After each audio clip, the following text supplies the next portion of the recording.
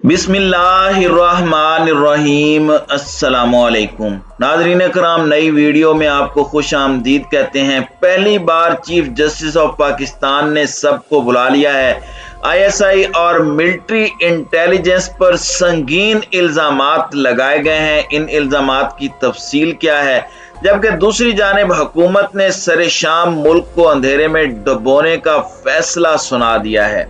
इन खबरों पर हम आज की वीडियो में बात करेंगे। ताहम वीडियो की तफसील में जाने से पहले चैनल पर नए आने वाले दोस्तों से गुजारिश है कि हमारे चैनल को सब्सक्राइब कर लें, बेल आइकन पर क्लिक कर लें, ऑल नोटिफिकेशंस को ऑन कर लें ताकि हमारी नई आने वाली वीडियोस आपको बर वक्त मिल सकें। नाजरीन कराम, इस वक्त इम्पोर्टेड हुकूमत को कुछ समझ नहीं आ रही। यूं लग रहा है कि जैसे कोई गली मोहल्ले का आम फेरी वाला मुल्क को चला रहा है। सूरत हाल यह है कि मुल्क के अंदर महंगाई आसमान पर पहुंच चुकी है। 18 से 20 घंटे की लोड शेडिंग से कारोबार ठप हो चुके हैं और ऐसे में हुकूमत की जानिब से एक और फैसला किया गया है और ये फैसला पाकिस्तानी अवाम को मजीद मुश्किलात से दो चार करने के लिए है। पाकिस्तान की बचत के लिए वजारत पावर डिवीजन ने बड़े इकदाम का फैसला करते हुए समरी तैयार कर ली है। फैसला यह है कि पूरे मुल्क में कमर्शियल फीडर्स को शाम 7 से रात 10 बजे तक बंद करने का फैसला किया गया है। कमर्शियल फीडर्स पर दिन के औकात में लोड शेडिंग नहीं होगी, ये सिर्फ दावा है। आप देखिएगा कि वहां पर पूरा दिन लोड शेडिंग होगी और उसके बाद शाम 7 बजे से 10 बजे तक 3 घंटे जो कि बिजनेस का टाइम होता है, इस टाइम पर मुकम्मल तौर पर बाजारों को अंधेरे में डुबोने का फैसला किया गया है। बताया जा रहा है कि कमर्शियल फीडर्स की बंदिश से 5000 मेगावाट बिजली की बचत होगी। शाम 7 से रात 10 बजे तक ट्यूबवेल के फीडर की बिजली भी बंद रखने का फैसला किया गया है। ट्यूबवेल वाले फीडर्स बंद होने से 3000 मेगावाट बिजली की बचत होगी और इन तजावीज की इसी हफ्ते वजीर आजम और काबीना से मंजूरी ली जाएगी। पावर डिवीजन का कहना है कि ताजरों की जानिब से दुकानें जल्द बंद करने से इनकार पर मुतबादिल तजावीज भी तैयार की गई हैं। यानी आप अंदाजा लगाएं कि इनके पास ना तो कोई प्लानिंग है और ना ही हिकमत अमली के ये मुल्क को मुश्किलात से निकाल सके। मुल्क के साबिक वजीर खजाना शौकत तरीन ने दावा किया है कि हुकूमत पेट्रोल की कीमतों में मजीद 65 रुपए का इजाफा करने वाली है। उन्होंने कहा कि ये 35 रुपए पेट्रोलियम डेवलपमेंट लेगी, 17 रुपए सेल्स टैक्स लेगी और इसके साथ उन्होंने ये भी कहा कि हुकूमत कितनी तजर्बेकार है ये सब ने देख लिया है। आलमी कीमतें बढ़ रही हैं और ये अवाम पर डाल दें तो इनकी हुकूमत का क्या फायदा।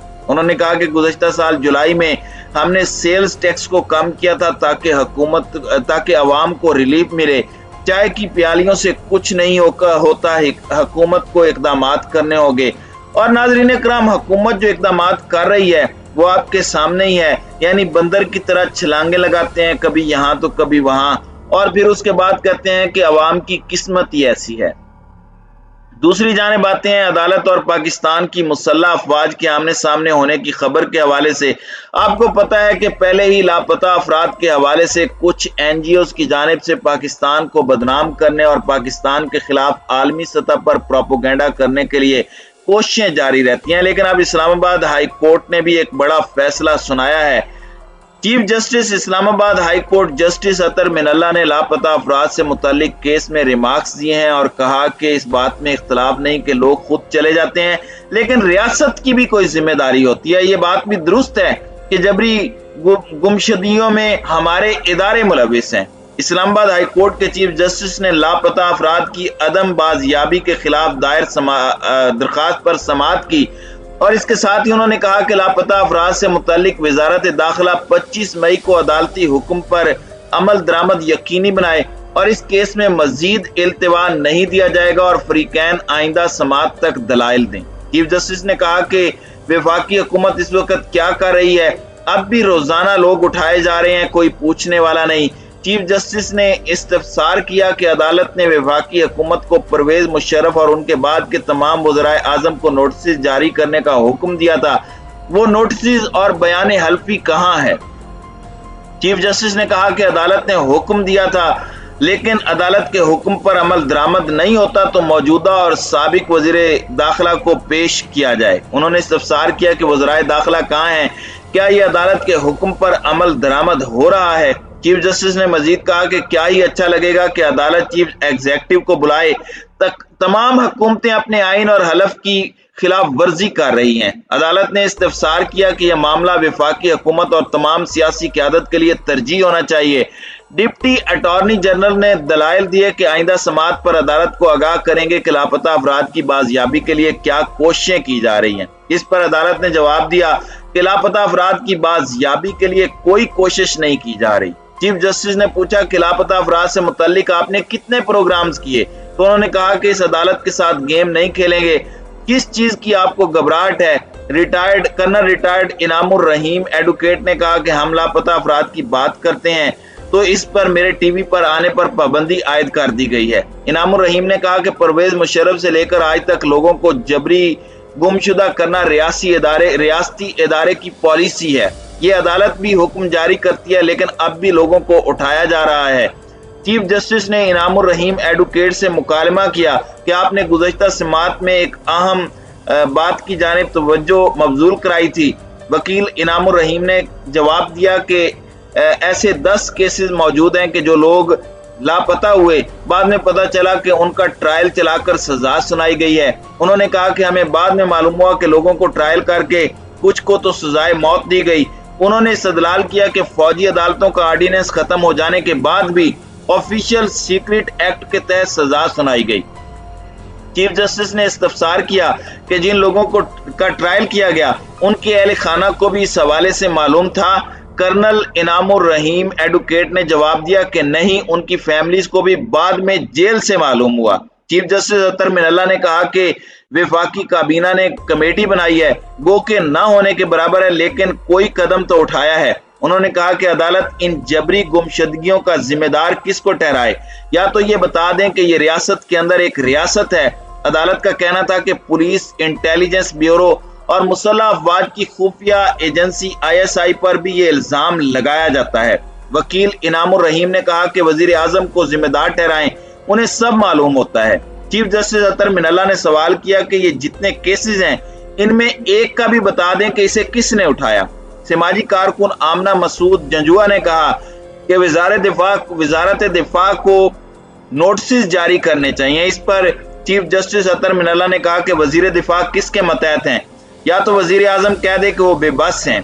उन्होंने कहा कि अगर वजीर आजम बेबस नहीं है तो आइन उन्हें जिम्मेदार ठहराता है। वजीर आजम को फिर इस अदालत के सामने ये कह देना चाहिए ताकि अदालत किसी के खिलाफ कार्रवाई करे। उनका कहना था कि रियासत ट्रेस करके रिपोर्ट दे कि लापता अफराद कहां चले गए हैं। इस मुल्क में मावराए अदालत कत्ल किए जा रहे हैं और पुलिस वो कत्ल कर रही है।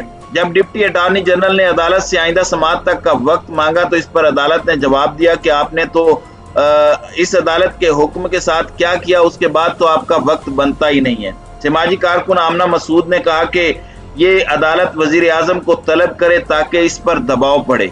एडवोकेट इनामुर रहीम ने कहा कि अदालती हुक्म पर अमल दरामद न करने पर वफाकी हुकूमत को शोकाज नोटिस जारी किए जाने चाहिए। तो नाज़रीन इकराम, ये बातें हुई हैं, लेकिन समाजी कारकुनों के नाम पर दुश्मन के एजेंडे पर पाकिस्तान के अंदर काम करने वाले लापता अफराद की बाजियाबी के हवाले से बात करते हैं तो आपको पता होना चाहिए कि कुछ अर्सा पहले तक जितने भी दहशत गर्दाना हमले हुए हैं उनमें मुतअद्दिद वो अफराद शामिल थे जिनकी तस्वीरें उठाकर समाजी कारकुनों की जानिब से उन्हें लापता करार दे दिया गया था। लेकिन यही वो लोग हैं जो कि दहशत गर्दों के साथ मिले हुए थे। उन्होंने पाकिस्तान की सलामती पर हमले किए और अब भी मुतअद्दिद लोग ऐसे हैं जो दहशत गर्दों की सफों में शामिल हो चुके हैं। सवाल ये पैदा होता है कि नाम लेकर पाकिस्तान की मिलिट्री इंटेलिजेंस को बदनाम करने और पाकिस्तानी फौज को मिलिट्री इंटेलिजेंस और ISI का नाम लेकर उन्हें तनकीद का निशाना बनाना और कहना कि ये लोग जबरी गुमशुदगियां करते हैं। सवाल ये पैदा होता है कि क्या पाकिस्तान की सीक्रेट एजेंसियों को खुलकर काम करना चाहिए, बताकर करना चाहिए कि फलां लोग दुश्मन के आलाकार बने हुए हैं जो दुश्मन की सहूलत कारी कर रहे हैं, या फिर पाकिस्तान के अंदर दहशत गर्दाना कार्रवाइयों के लिए मदद फराहम कर रहे हैं। पाकिस्तान की अदलिया को इस तरह के केसेस में मोहतात रवैया अपनाना चाहिए। जिस तरह पाकिस्तान के तहफ़्फ़ुज़ के अमीन इदारों को मौरद इल्ज़ाम ठहराकर पाकिस्तान के अंदर बेचैनी पैदा करने और अवाम में बदएतमादी पैदा करने की कोशिश की जा रही है, ये पाकिस्तान को दुरुस्त सिमत की बजाय गलत सिमत की जानिब ले जाएगी। जो कि पाकिस्तान के लिए बहुत ज्यादा खतरनाक चीज है।